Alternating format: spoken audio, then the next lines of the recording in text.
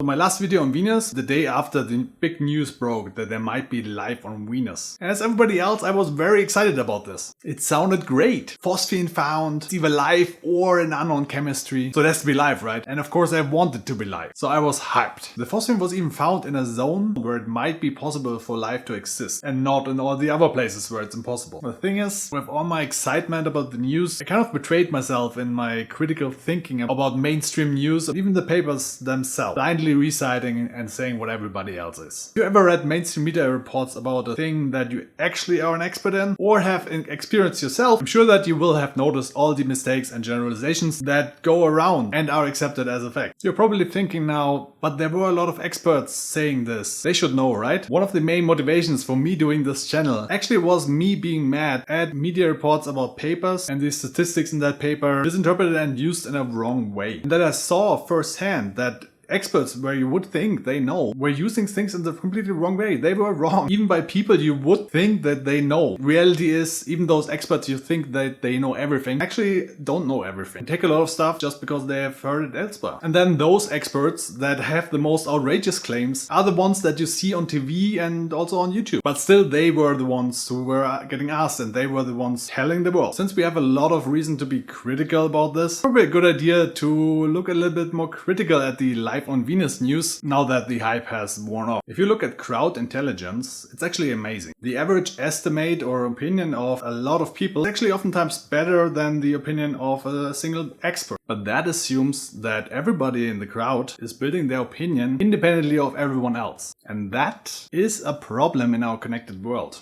We just retweet what other people say. Not a lot of people are thinking on their own anymore. And in that case, the crowd becomes more like an individual. Can be also very stupid. That's when bubbles are created in the stock market or maybe a wrong person is elected. All it takes is just one scientist to deem something as statistically significant, peer review, and then everybody else will just cite this as a fact that there's no way that this could be any other way. And then media will take this and oftentimes say stuff like eating chocolate is making you 40% more likely to get cancer, or the other way around. While the result was 40% more in the experiment of the study, all it showed is that there is difference at all. So you can't say stuff like that. You can't say it's 40% more because all we have shown is that there is a difference. So that is a mistake that people do a lot. And then those results get shared more and more, get trusted more and more because everybody else is saying that. And that brings us to a man that does think critically and on his own about Venus. And reminded me that I used to think that way too. Thunderfoot on YouTube. Actually busted some other life on blah theories already, and he took a critical look at that. Compared to me, he actually looked at the paper and the data presented, not just the abstract. And he also looked at other factors in a fresh light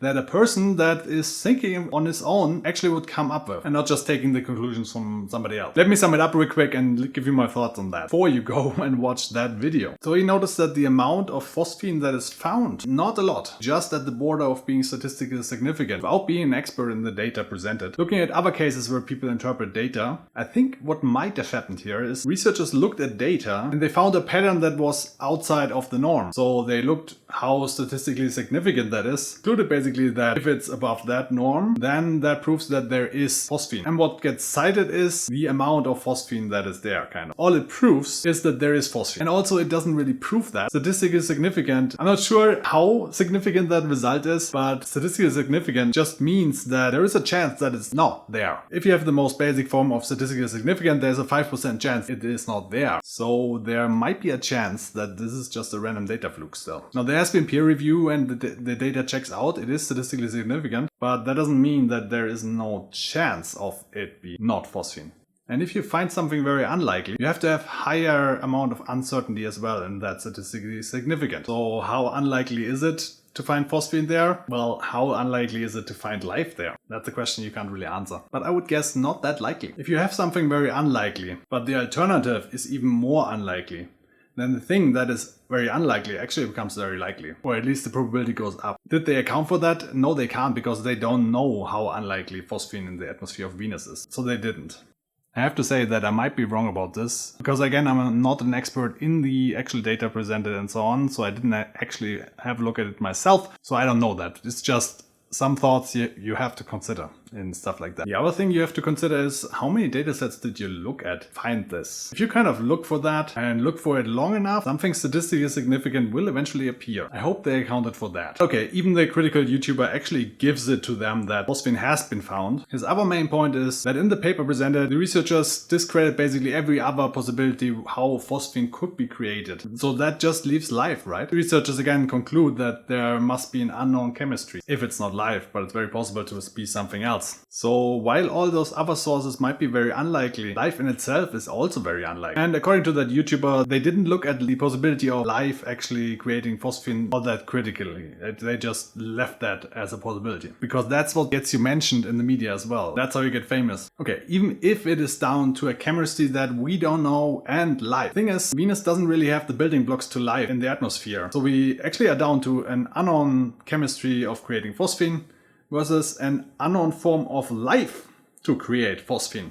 Again, not an expert. I'm referring to that video saying. So my overall opinion on this is that there's still a chance for it to be life, but my hopes on that have been crushed down to a hope, really. While I was kind of almost certain from what I heard that it would be life, if you discover an apple that is bitten into, you assume somebody did that, right? That was my thinking at the time of my last video. Now I'm a lot more unsure. I think there's a lot of stuff that could be happening, and it's more of a hope for life than it's actually thinking that it is life anymore for me. But it's definitely worth investigating, so send all probes there. Definitely check that out. Now you should go and check out Thunderfoot's video. He's kind of alone in his opinion, but he makes some very good points. And he even finds a method how phosphine could be created other than life. And keep in mind, if something is very unlikely, but the alternative is even more unlikely, the unlikely thing becomes likely.